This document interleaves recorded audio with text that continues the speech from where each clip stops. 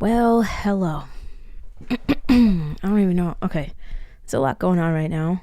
And if you're watching this, then you're watching the episode after the TikTok about my parents and how they feel about me trying to do whatever on social media. And it's been a weird couple of days. I've been in this very emotional place for multiple reasons, personal reasons, and clearly reasons that you guys know about.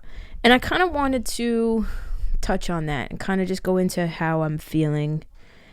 And possibly my niece, Sophia, may call me in the midst of this podcast episode, because she's 5. My nieces are 5 years old. They're twins, and they just learned how to call and text on their iPad. So literally they've called me about 30 times today. There's no joke here. Like literally they've FaceTimed me about 30-40 times today.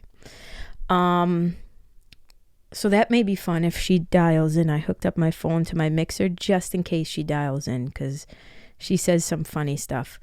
But either way, if that doesn't happen, I kind of wanted to touch on where I've been at emotionally.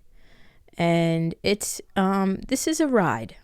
At the end of the day, this is a journey, a roller coaster ride. There are going to be off days. There are going to be great days. There are going to be weeks where I'm feeling like I'm on top of the fucking world. And then there are going to be weeks or days where I feel like, what the fuck am I doing here? You know what I'm saying? And yesterday was one of those days where I woke up fired up, like completely fired up. And then the momentum kind of just dissipated over time. Certain things happened. My mother made the comment that she made. I was showing her the episode of with Jane Epstein, which by now you've seen. If you're watching this, it's out. You can go check it out. Episode 26. And I was showing her that, and I was like, her story of sexual abuse is unique in that she still keeps in contact with her brother who it happened with. And we were talking about that, and I was like, Jane's a great person. Like she's very encouraging. She's encouraged me. She's given me words of encouragement. She's said these wonderful things that motivate me and make me want to keep going. And my mother was like, well, I do feel like you have a gift, but I feel like this isn't it.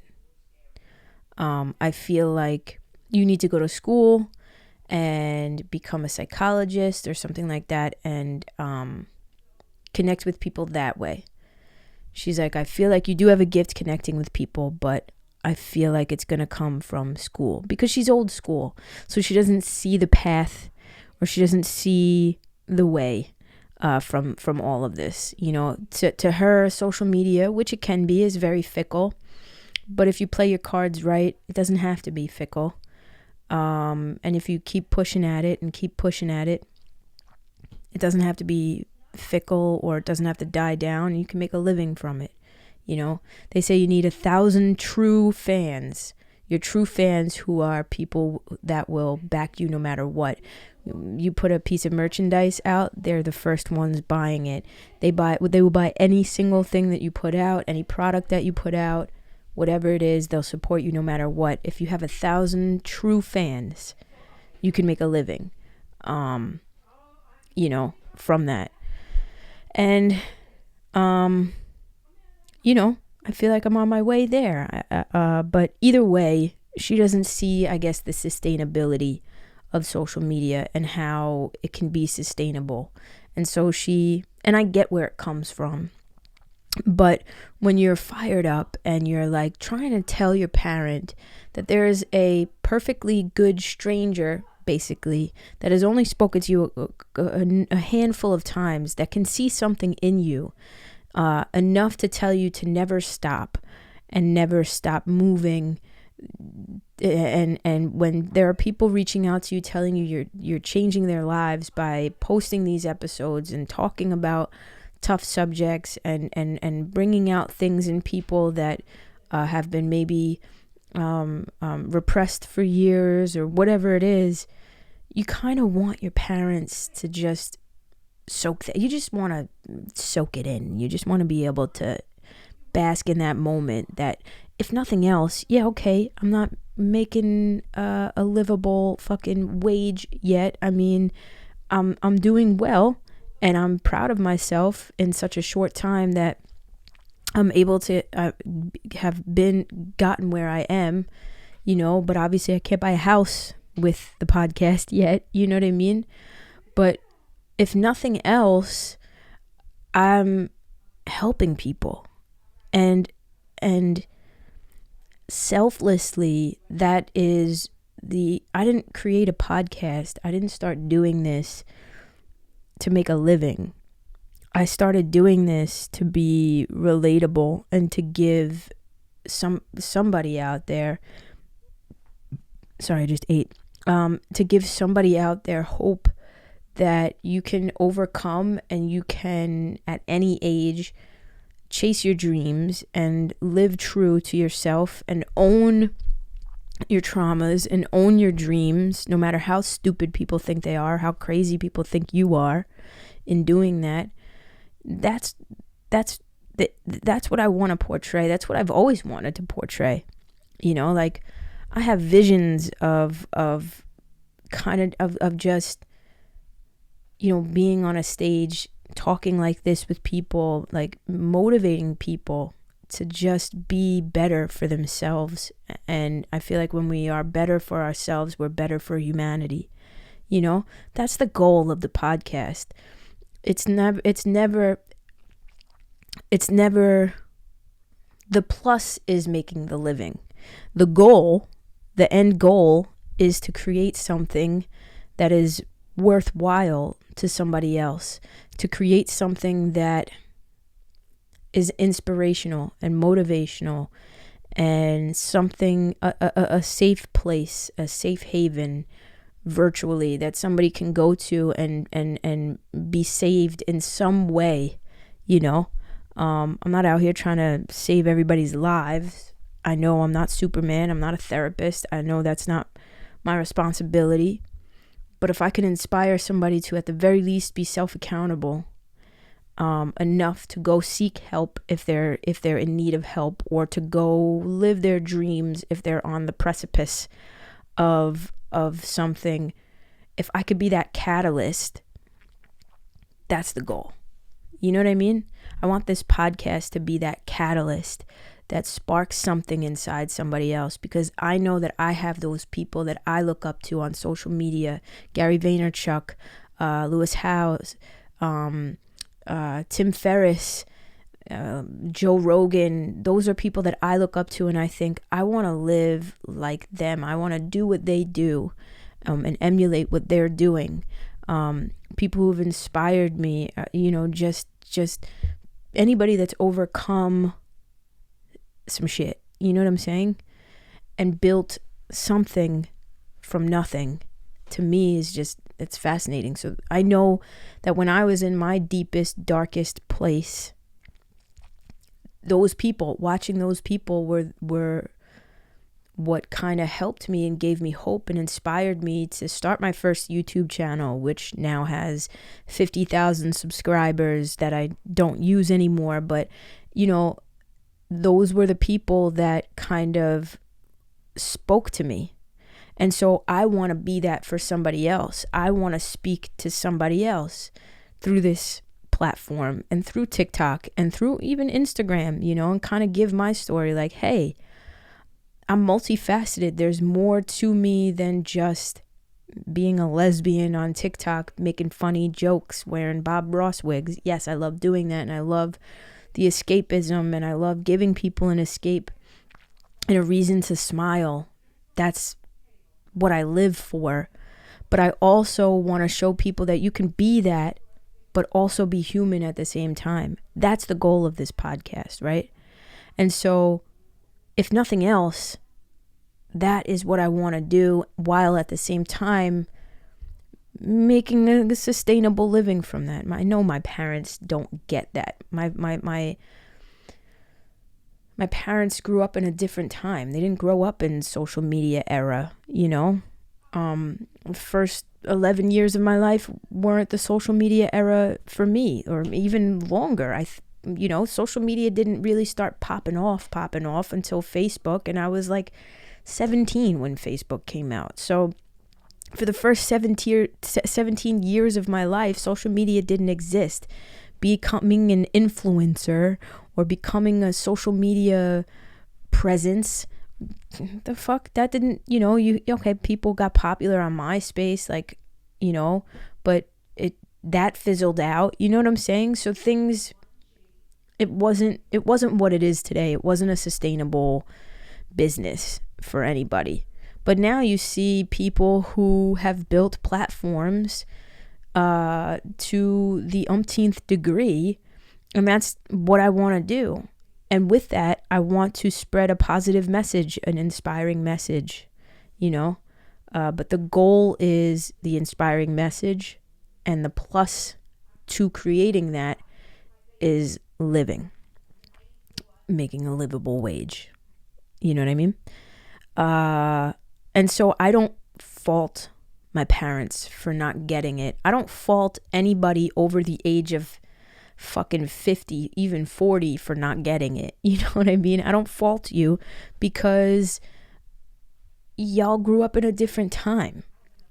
I just know what I have inside of me, and I'll never not know that. But it still doesn't mean that it doesn't hurt. So anyway, I'm sorry, I went off on a tangent, but what happened was I was showing her a clip, a little snippet. I was editing the episode with Jane Epstein, and I was showing her a clip, and we were talking, and then I said, whatever. And she said, I think you are gifted, but I don't think this is your gift. I think your gift needs to come from a degree. You have to get a degree and kind of talk to people that way, and use your degree to help people, and this and that. She goes, to be honest, I don't see this podcast going anywhere.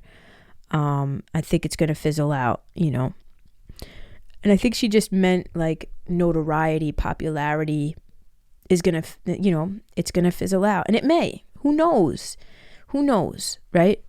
I'm going to do whatever I fucking possibly can to make sure that it doesn't. I don't feel that. You know what I mean? Like in the depths of my soul, when I think of this, I feel like it's an uphill climb. I don't feel as though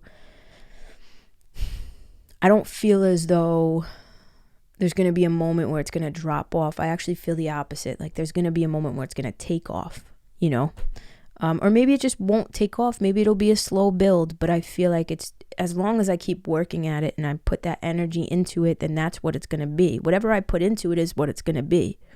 If I keep at it and whatever, slowly but surely, something's going to hit. It's bound to.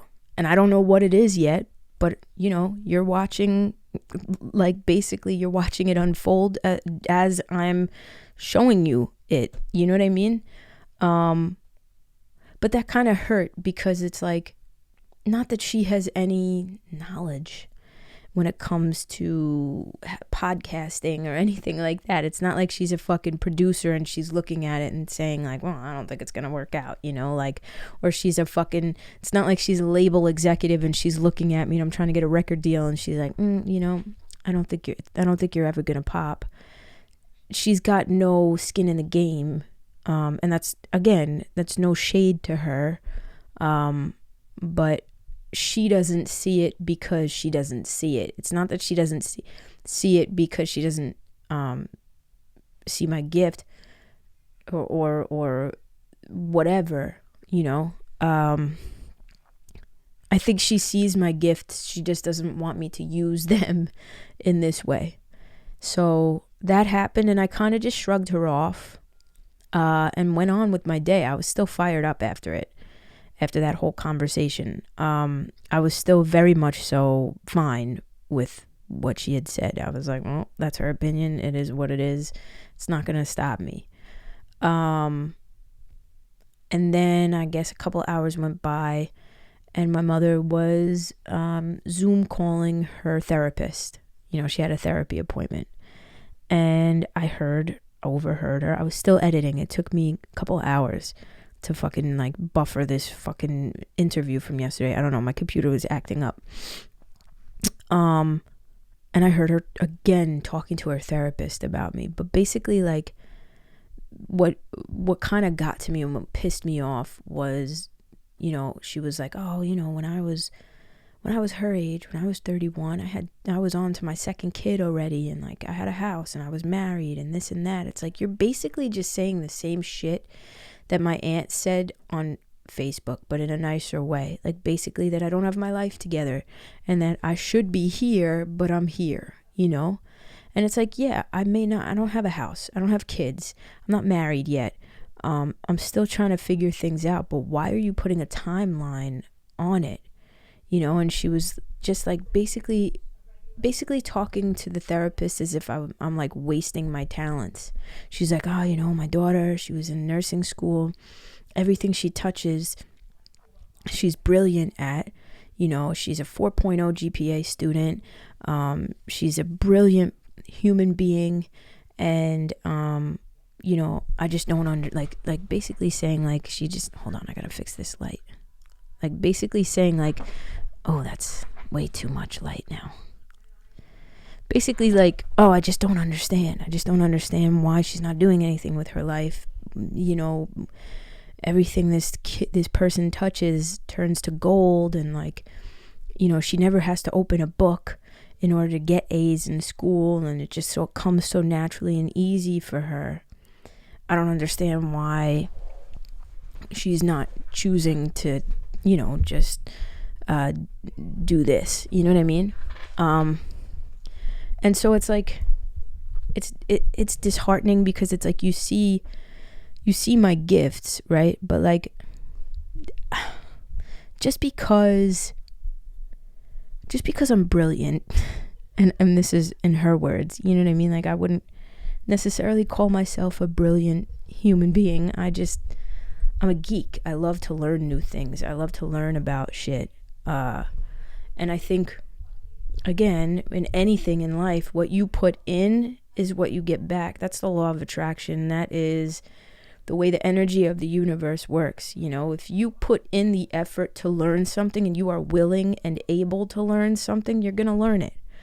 If you're not interested in it, you're not going to pay attention. You're not going to want to learn it. You're not going to learn it. You're not going to retain anything. You know what I mean? If you continually, it's like anything in life. If you're taking a fucking algebra course and you tell yourself, well, I was never good at math, you know, so there's no sense in even paying attention because I'm just never going to get it because I suck at math. Well, then you're going to go into it with that mind state, thinking that way.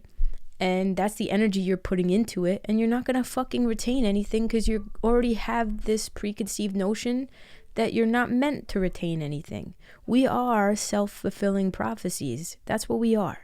And the reason why, and again, I'm using her words not to sound like a cocky fuck, but the reason why everything I do turns to, oh, that's my niece again.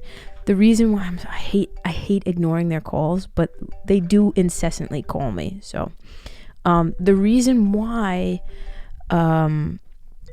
everything I touch turns to gold is because whenever I set out to do something, I'm not setting out to half-ass it. You know what I mean?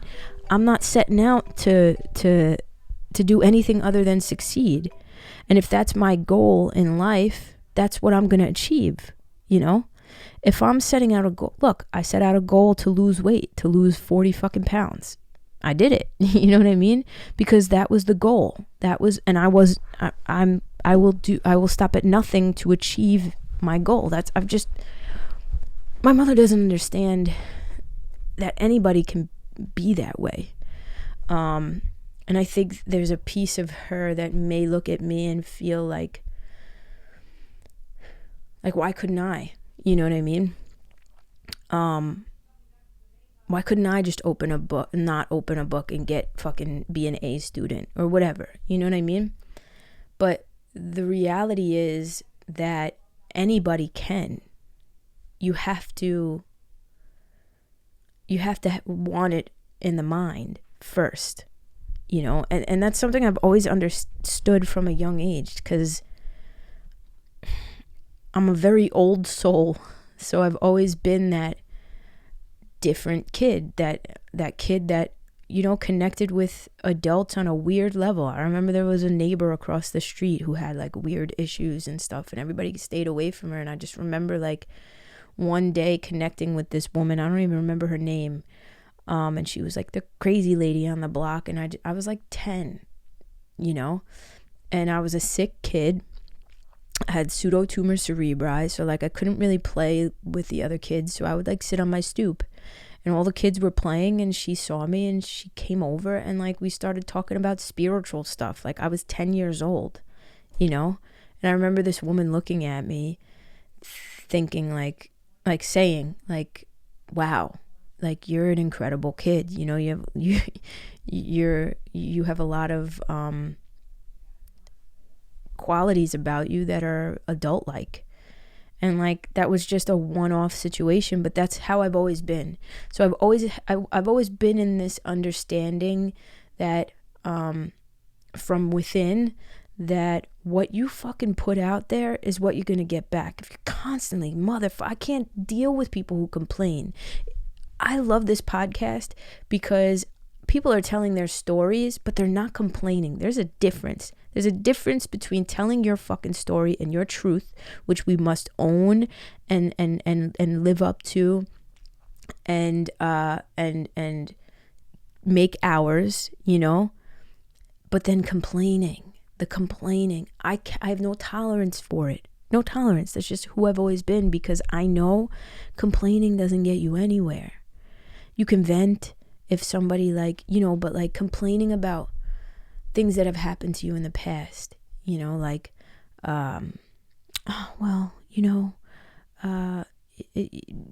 I'm fucked up and I can't do this because my stepmother was an alcoholic that abused me. Like, no, I was abused by my stepmother, my alcoholic stepmother. And I never use it as a crutch or complain about it as a crutch. I tell my story. I know I'm fucked up from it in certain ways. I know that it's made me who I am. It's made me a very avoidant human being, because when I was younger and I had no protection from my father, when she was doing the things that she was doing, I would sit and avoid and hide. So now as an adult, that's what I do, but I'm working toward it. I don't use it as an excuse. I own it and I try to fix it. There's a difference, right? And so I've always known that. I've always innately had that knowledge, even at a very young age. And I know with this and anything else that I've done in life, whatever the fuck it is, if I set a goal to do something, just do it. I'm going to fucking do it, until I don't want to do it anymore. And then I'm not going to do it. And then I'm going to go on to something else. That's just who I am. My mother doesn't understand that. And so she looks at me as if I'm this gifted whatever, that I'm wasting my talents. And it's like, no, the only ability that I have, I don't have a mathematical or scientific ability. I have an ability to achieve whatever the fuck it is that I put my energy into, as does every single other person out there. If you're watching this, you have that fucking ability too. It's not, nobody is anything special. Justin Timberlake is my idol. I love him. I think he's so fucking talented, but talent only takes you so many places. There are plenty of fucking talented people out there. And dare I say, there are more people out there who are more talented than Justin Timberlake that haven't made it. Justin Timberlake is in the place that he's in right now because he set out to be in that place. That's the difference. That is the fucking only difference. We all have that. He's nothing special. I'm nothing special, you know? I know that I have an ability to speak to people. That is one of my shticks. That's one of my things, is being able to connect with people and go within.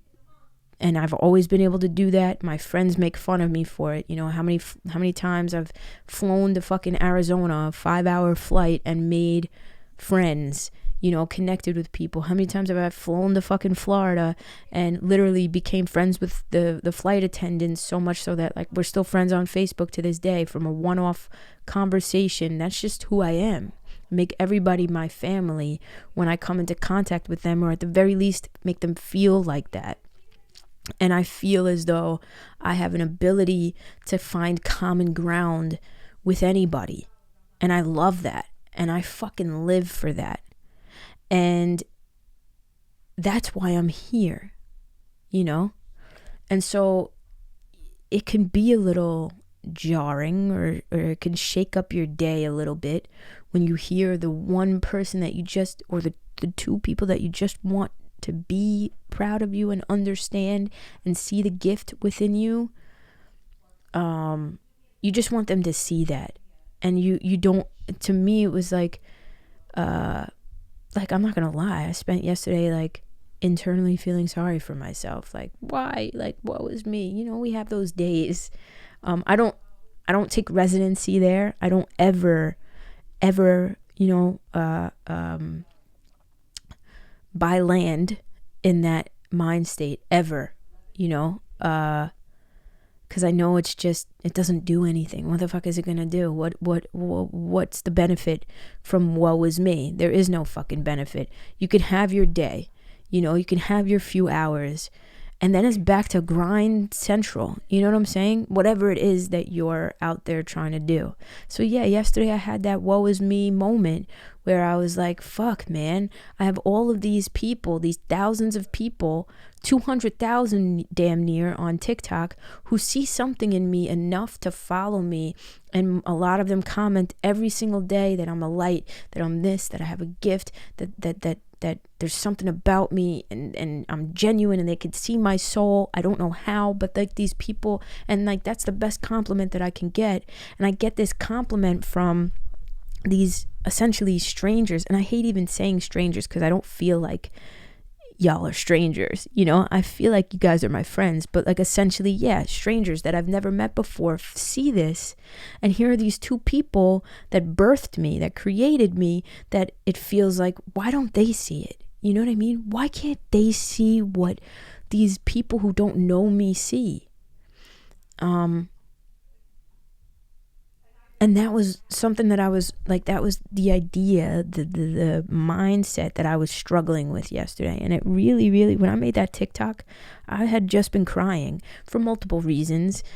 You know, it was just one of those days where the emotional shit just continued to pile on, and, you know, whatever. And I got some bad news about some shit that I was, you know, I felt conflicted about, and it kind of fucked me up a little bit. And that was another thing. So it was just everything all at once, and I just kind of lost it for a moment and started crying, and released it, you know.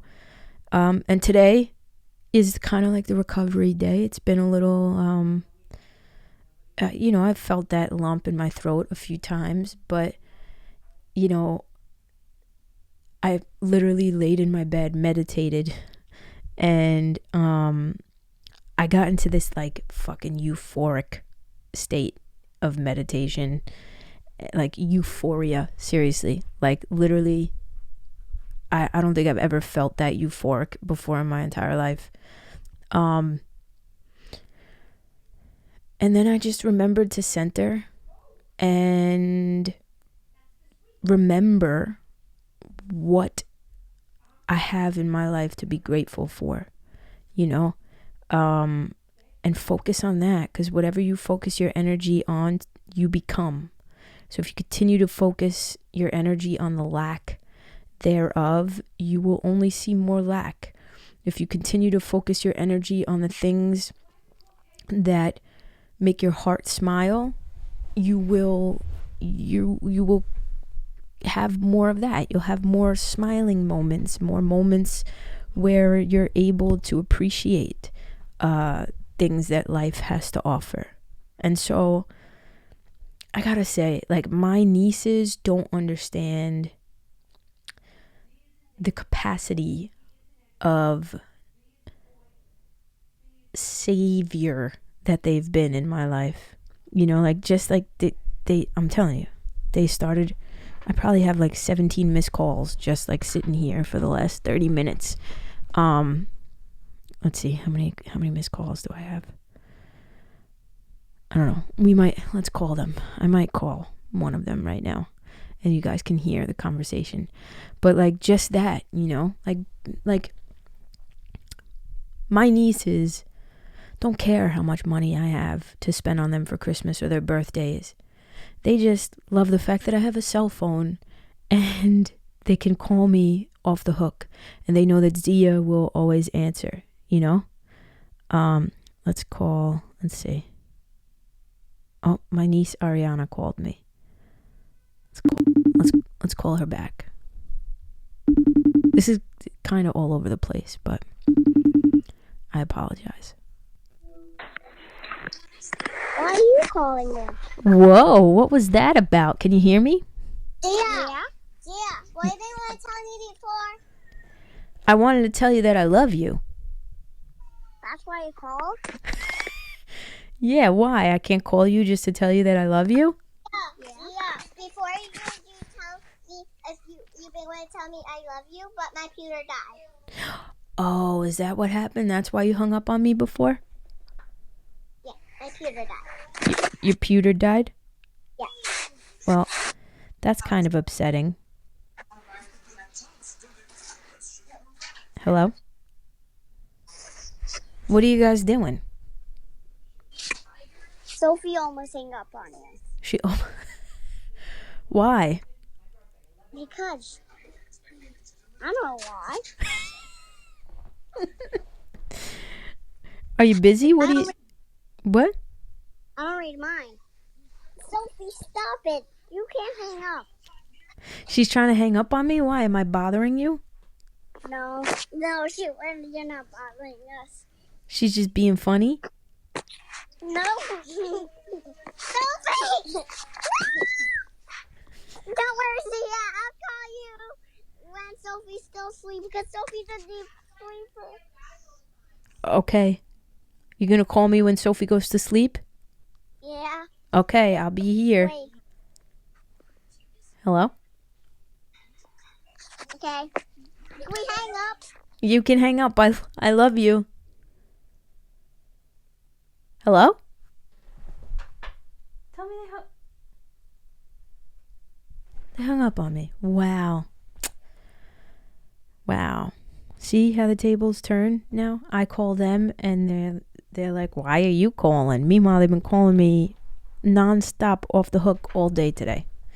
But that's it, like, just that alone, them calling me like that just reminds me, that I have little ones in my life that look up to me and love me, that bring joy into my life, that are innocent little beings that haven't been tainted by the bullshit in life, and whatever. I have people who are in my corner who do believe in me, and my mother and father do believe in me. They just want what's best for me. And I feel like the lesson, there's always a lesson. I feel like the lesson in it is that it's okay. It's okay to feel your feelings. It's okay to feel what you're feeling. If you're having an off day, it's not okay to live there. It's not okay to make that off day an excuse to quit. I'll never quit. I'm never going to quit this. Even if, I got to get a fucking part-time job or be an Uber driver on the side to make some money and whatever, and take one class at a time and not overload my schedule. Whatever it is I have to do, I'm not quitting. I'm not going to stop until I get to where I'm trying to get to, But the moral of the story is it's okay to have shit days. It's imperative in those shit days to take a step back, breathe, meditate, go. I went to Barnes and Noble today. I bought a book because I realized I have to be more organized. So I bought a book that helps with goal setting and task. It's task oriented, and I can write down, what tasks I need to do for what days or whatever. And I bought a book that kind of just stuck out to me. It's the 13 habits of mentally weak people, or something like that. Like the 13 habits that mentally strong people don't have, or something like that. One of them is people pleasing. So like I read through, and I'm like, I need this book. This book is definitely calling out to me.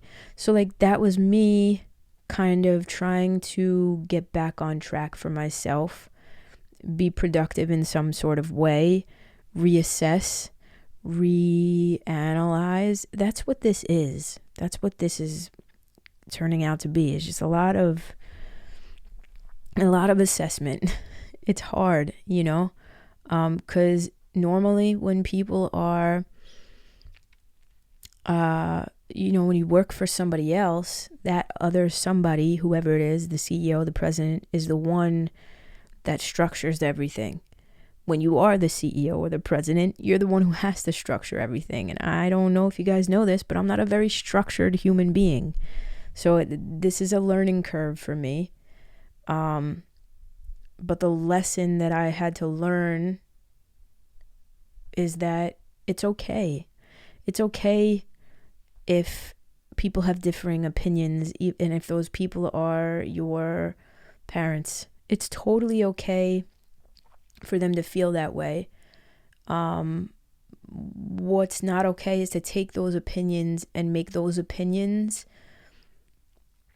gospel, and make those opinions what you base your life on. I don't give a fuck who disagrees with me. I really don't. I don't give a fuck. I've seen it happen so many times where, people start where I'm starting with. And you know what? I'm starting further ahead than most people who are successful, really successful, started. I have an advantage. I already have a platform built that now I can cross-pollinate to this platform for anybody who's interested. You know what I mean? So I'm starting with an advantage, and I'm trying to utilize that advantage, and I've seen it happen where people, there was this guy that I followed. I don't even know how I started following him. He had a podcast, and he maybe had 1,000 subscribers on his YouTube channel that he built over like the course of a year or two. His viewership was decent in comparison to his following and stuff like that. And he kept at it. He was an Uber driver for fucking 2 years, living in LA. He grinded his ass off during the day, or whatever, however many days of the week he grinded, so that he could make a living, and extra money to pay rent and whatever. And then he focused on his podcast as the main thing. And did his podcast blow up? No, it didn't. His podcast didn't blow up. But he eventually landed himself a job as podcast director for a bigger company. So now he's making a salary doing something that he loved, that 2 years prior, 3 years prior, when he started with nothing, people were looking at him like it was just a hobby. It was just something fun to do. And now he's making a living off of it. And to me, that's success in and of itself. If that were to happen to me tomorrow, where, my favorite, I don't know, fucking pop, what's the word I'm looking for? Pop culture. My favorite like pop culture brand or magazine or whatever reached out to me tomorrow, and they were like, "Hey, we would love for you to come work with us, work for us, whatever, that wouldn't be a fail for me, you know? So it's like, as long as you keep at it and keep doing what it is that fires you up, something's gonna come of it. Something. It may not be complete and utter stardom. It may be, you know? It's that phrase like, I forget how the quote goes, but like, you know, reach for the stars, because if you never don't make it to the stars, at the very least you'll make it to the moon, or something like that. You know what I mean? Like, go for it. And that's what I'm doing. And as I'm talking this out with myself, basically, on this fucking camera screen, I'm realizing that in and of itself is inspiring, and I just want them to see it. I want them to see that nobody successful in life, really, truly, utterly successful, like success in the sense of, to me, I don't base success around money. Anybody can make fucking money. Money is just a tool, right? We need it. Yeah, absolutely. It's important. Absolutely. But at the end of the day, it's just a tool. It's not the it's not the end all be all, you know?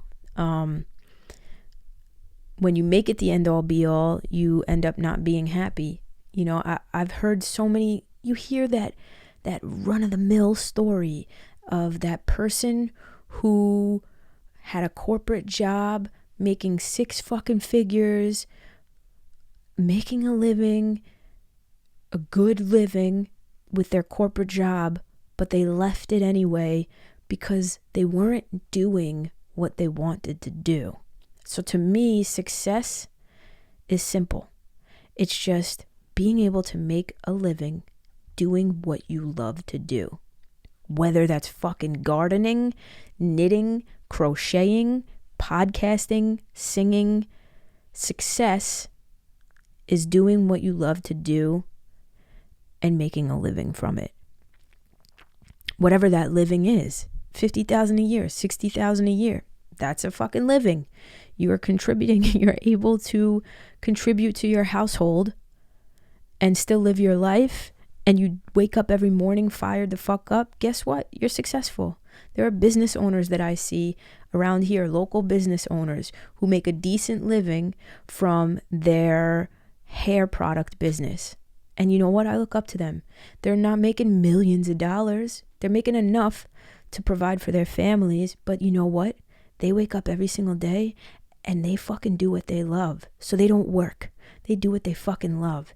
That is success. That is what I want. That is all that I want. I don't care about Gucci brand name. This is a hand-me-down shirt that I'm wearing right now. My best friend gave it to me last year, and it's one of my favorite shirts. I have jeans on from fucking Aeropostale that were half off.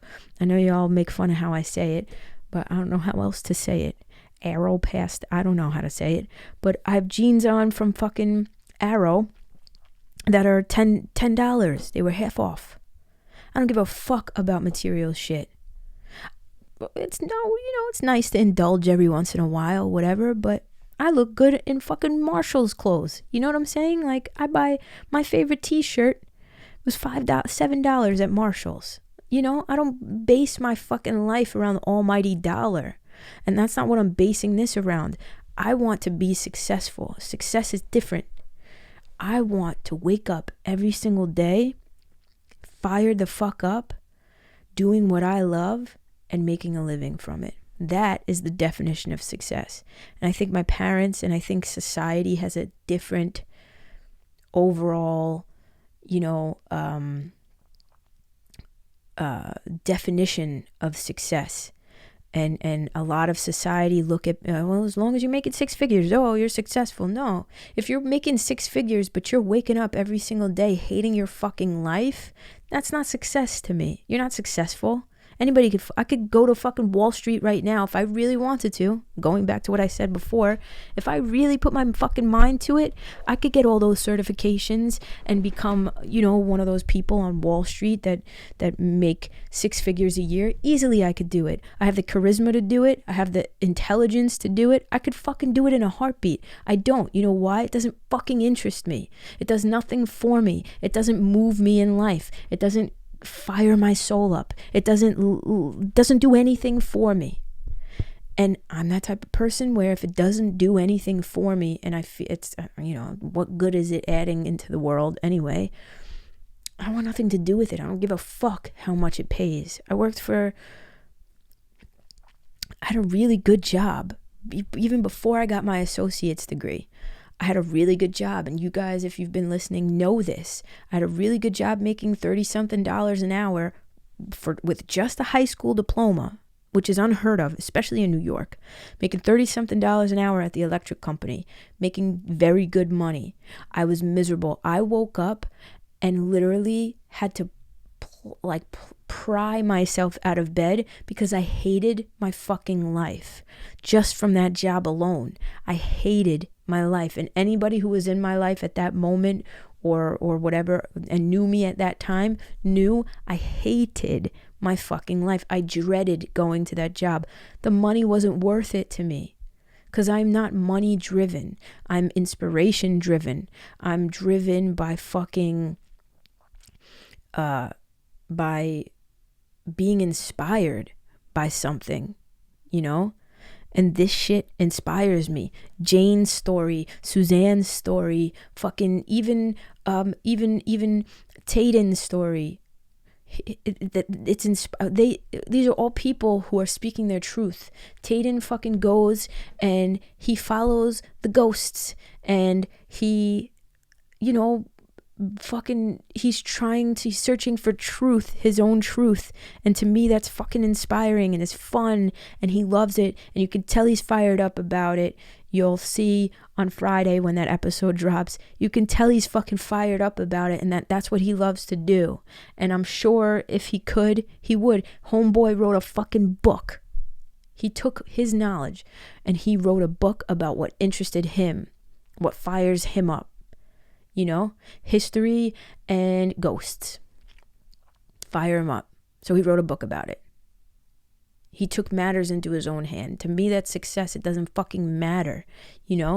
Fucking Ryan Casada, every single person that I've spoken to, Mama Jill Wallace, took their gifts and their abilities and created something bigger than themselves, something they didn't even realize was bigger than themselves. That's what the fuck I'm doing. That's what fires me the fuck up. Complicated Courage blog is a blog that inspires people based off of fucking sexual abuse and incest, taking a shitty situation and turning it into something.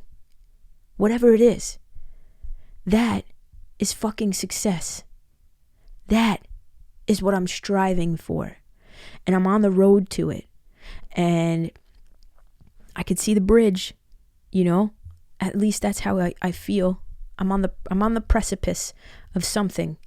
And I feel that within my bones. I just fucking feel it. And sometimes there are days that I feel like, why don't people see me for who I am? Why don't people see me for the gifts that I'm trying to offer, right? Why don't more people see that in me? But then I gotta take a step back and realize, wait a second, I'm grateful for the people who already do. I'm grateful for the moves that I'm already making. There are people that have come out of the woodwork who didn't need to come out of the fucking woodwork, that didn't know me from Adam, but saw something in me and they were like, hey, I want to help you organize. I want to help you with show notes. I want to help you build a website so you can sell merchandise, and I want to design the shit. And you don't have to give me anything, which, by the way, Lisa, I'm giving you profits. But anyway, I'm giving you a percentage. But, we've already spoken to this. But, there are people who believe in me in that way So much so that they're riding for, like, fucking Danny sent me a box of pop sockets and keychains that say Tori's Tribe on it for giveaways. Paid for it herself amongst all the shit that she's already done for me. Venmoing me $20 for, like, hey, here's $20 for lunch. Go get yourself some lunch, dude. Like, relax. And fucking being a patron on Patreon. There are fucking people who don't know me from Adam that see that. Enough. You know? I was watching a video I'm fired up now. I was watching a video last night. It came on my, like, on YouTube, and it came on my feed, and it was just recommended, like, what I would do if I were broke. And this is a woman, a girl who seems like she's about my age, who's built her social media business to 6 figures, 7 figures. And so now she makes videos giving advice. So this video in particular was what I would do if I went broke tomorrow. What I would do to get back to square 100 where I'm at right now, whatever, right? And one of the things that she said was, when she started her business, when she started doubling down on what she wanted to do and what she's doing right now, she started with nothing.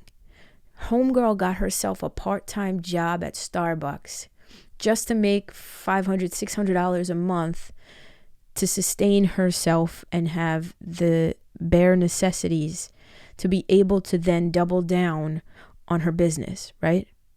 And then I thought about it, and I'm like, holy shit, I have patrons on Patreon that are subscribed to me monthly, that pay me because they believe in me, you know, that are basically, y'all are paying, if you're a patron on Patreon, paying my salary, and I'm able to at least have some sort of income from this, amongst other things, brand deals, promotional products that you know, like, I am not struggling.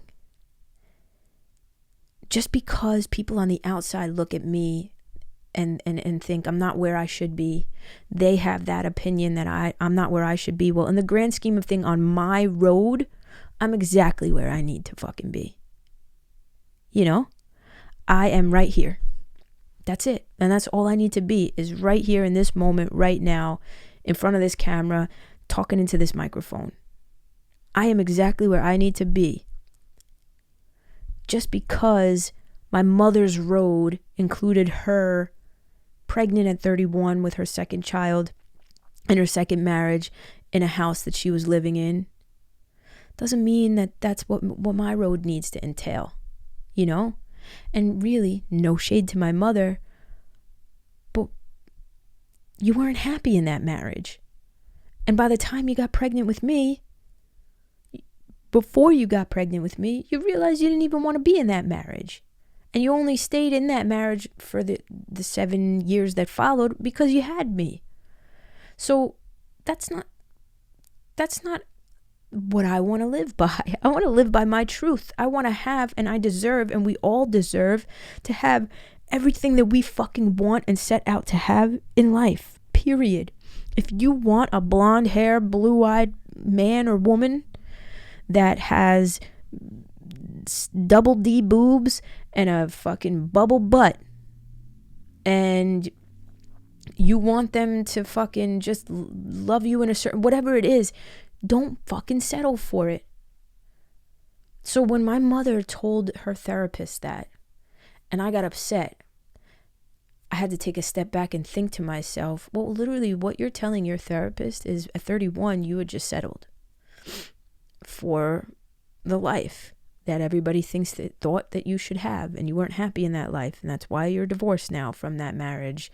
And, you know, so that's not a great example.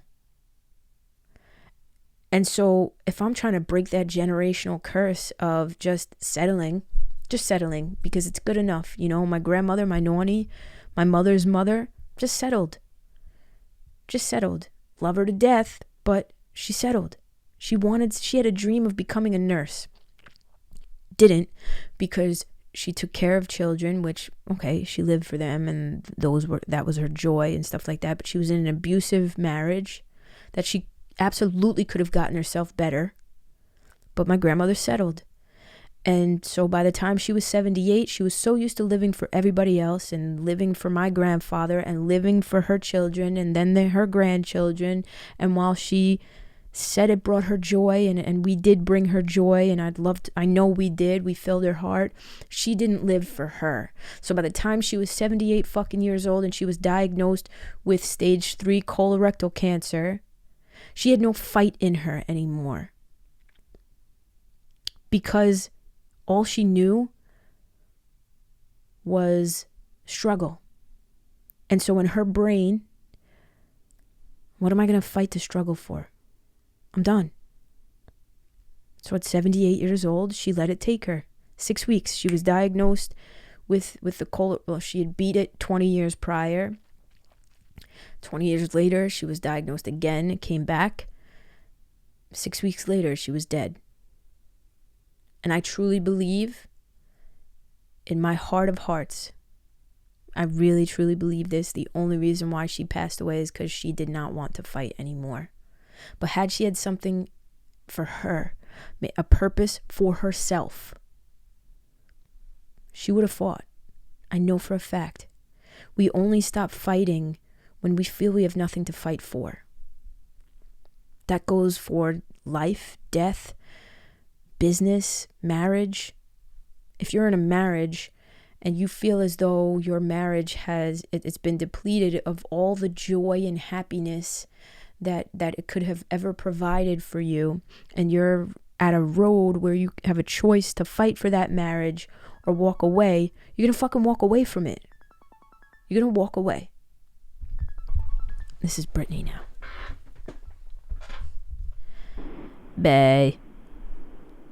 Hello, Victoria. Hello, Brittany. Did you forget my name? No, I didn't. I didn't forget your name. You're hooked up to my mixer right now because the girl, I'm like filming a podcast, so I hooked it up. Oh, right now? Yeah, like you're literally gonna be in this podcast whether you like it or not. Who are you doing it with, or are you just by yourself? I'm doing it by myself, but now I'm doing it with Brittany. Hey. Oh, Brittany and Tatiana. Brittany and Tatiana. Right. All right, I could call you back. All right, you want to call me back? Not really, but it's fine. That's not nice. How about this? I'm almost done. I've gone on a very, very long rant. It's been about 57 minutes. So yeah, I'm almost done. What's it about? Basically everything you and I talked about yesterday. All right. Right. Like everything? Yeah, pretty much. Yeah, everything. All right. Yeah, everything. Cool. Yeah. Super cool. Well, I did a lot of Christmas shopping, in case you were wondering. I was absolutely, honestly so wondering. That's why I called you, because I figured you were like, I left you on like a little bit of a cliffhanger, so I'm like, yeah, let her know. No, seriously, I was on the edge of the suspense. Ooh, the suspense was killing me. I might go back tomorrow and Thursday, to be honest. You might.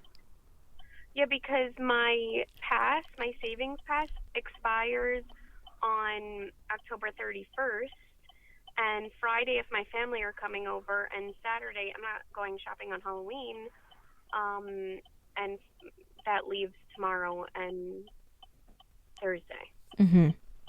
Because you can only use it on one item once a day in that store. No way. I know. I did this last year too. I bought it and I didn't use it until the last week of October. And the sales are incredible. I just bought my aunt a fluffy sweater from Abercrombie, $20. I got my uncle a sweater from Eddie Bauer, $15. Wow. I even got the girls' clothes from Abercrombie for Christmas. My nieces? Yeah. Aw, you're the best. You're welcome. I know. Oh. Somehow Tatiana got clothes. I don't know how. I got 2 pairs of jeans. Girl. I got myself a coffee. Good for you. I can tell. I know, but now I'm going to have to poop. You know we're still recording, right? Whatever. I poop, okay? okay? It's normal to poop. People poop. People poop. That's Women poop. Whatever woman says they don't poop, they're liars, okay? And you cannot trust them. right. No, that's true. You can't trust women who say they don't poop.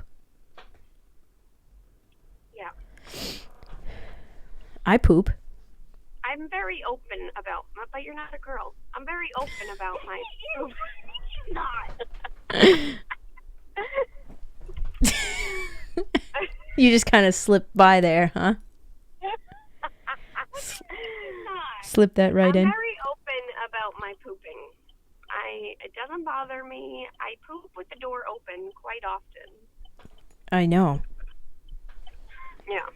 Right. I'm very aware. Yeah. Yeah.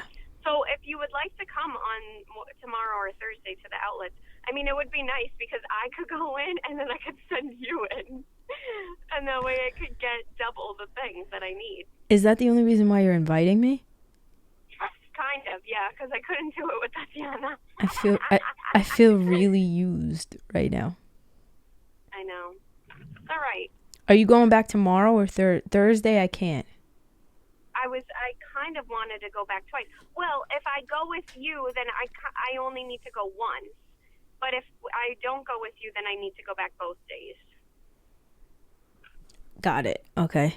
But, like, I was good, right, Tatiana? I was good today. I was on a mission. I was in and out. You were. Tell me I wasn't, Tatiana. Yeah, we were. We went into Polo. Polo. Okay, I don't know if you know anybody who likes Polo. Uh-huh. But I just got my uncle 2 sweaters from Polo. Not Polo Assassin. Polo, Ralph Lauren. For $24. 2 sweaters. Get out of town. I know. Wow. So I'm just letting you know. Thank you. No problem. Any day. Anytime. Any day, anytime. I'm proud of you, though, that you didn't take several hours. I know. I went into first Polo, then Abercrombie, then Eddie Bauer. I tried Tommy Hilfiger, but they were closed. Where else did we go?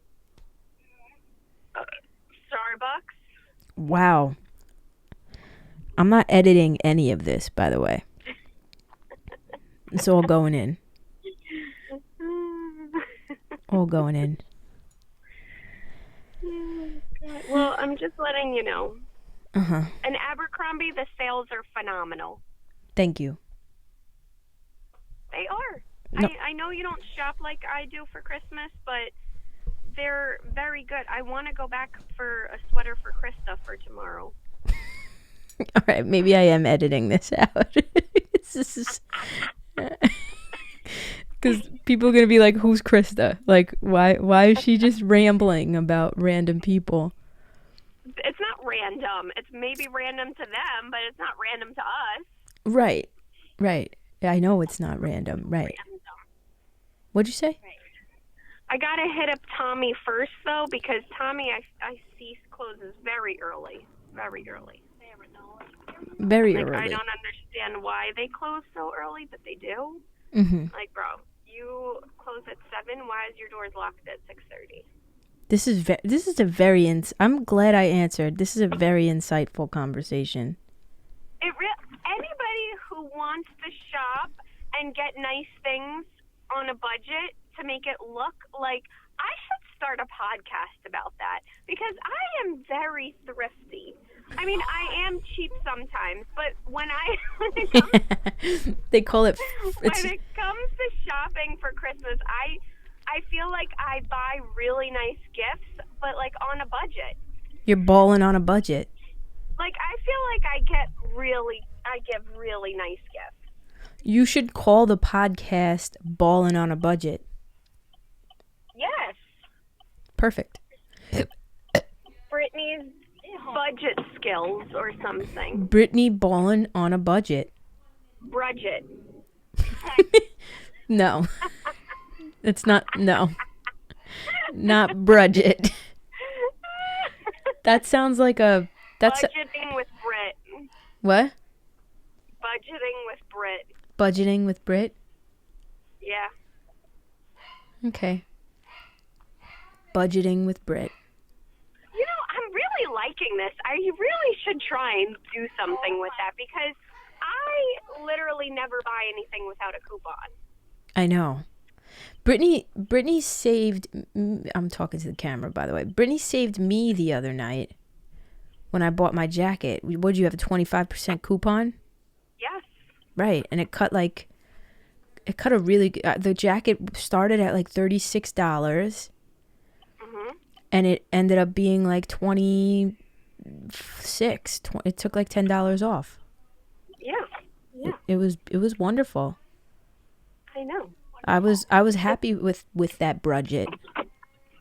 Yeah. Oh my God. All right, I'm home, so I'll go. Oh, all right. So now you don't need me on the phone. Okay, cool. Wow, That's really nice. You're just like my nieces. They've been calling me off the hook all day today. And then I called them to record the conversation because I thought it was funny. And Ari goes, "Why are you calling me?" I'm like, "Are you kidding? You've been calling me off the hook all day, and now you're busy. You don't want to talk to me. I'm done. I'm done with you people. I'm just done." All right, goodbye. Wow. Not you, Tatiana. Just Brittany and Ariana. Wow. I'm gonna text Ariana and let her know what she can't read. So good. Good luck. She can't. She. I'm gonna send her a voice note. You're gonna send her a voice note. Also I gave them Tatiana's email address and your number. I haven't gotten anything yet. And my phone number? And your phone number, yeah. Okay. All right, I haven't gotten anything. Yeah, I haven't gotten anything. Maybe they took away their iPad. To be quite honest, I don't think they know what to do.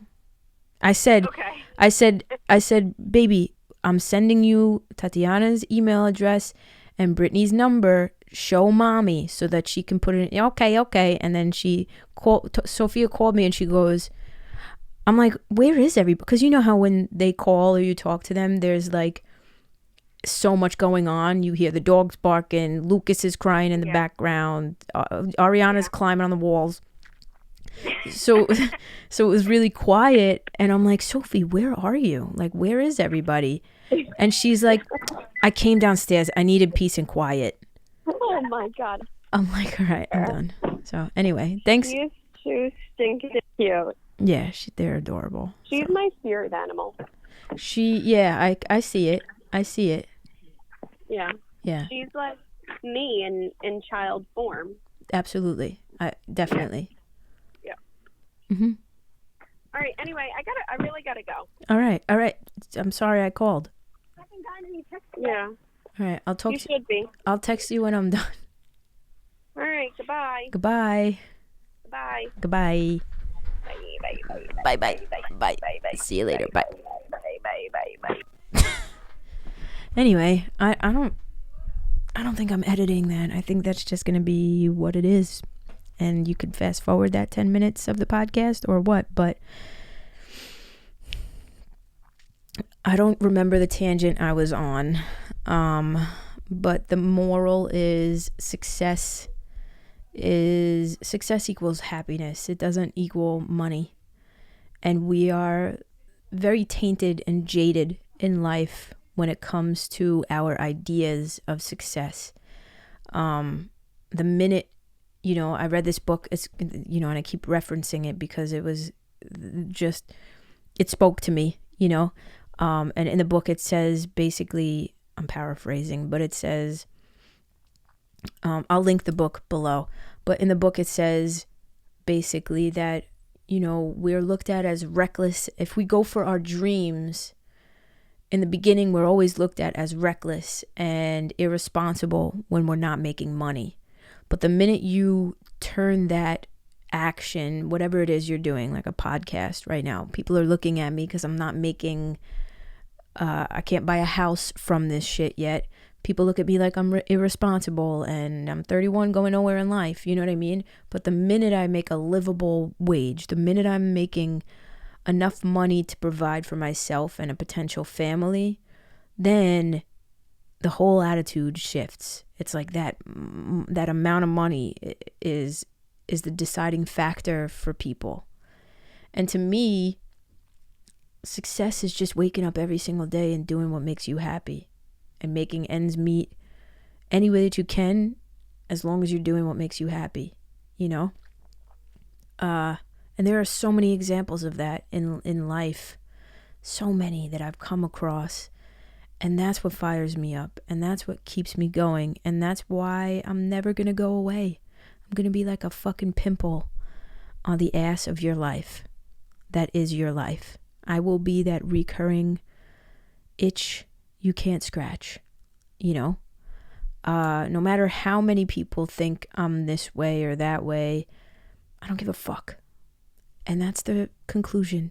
That is what I've come to realize in the last 24 hours. So there's that. Anyway, thank you for listening to my fucking rant and for listening to Brittany rant about nothing really. The secret word is hope. That's the secret word. If you've listened up to this point, comment the secret word, DM it to me on Instagram, on any social media platform that you have me on. Hope. Because there's a lot of that. So I love you guys very much. I appreciate each and every one of you. And I'll see you in the next one. Peace out, everybody.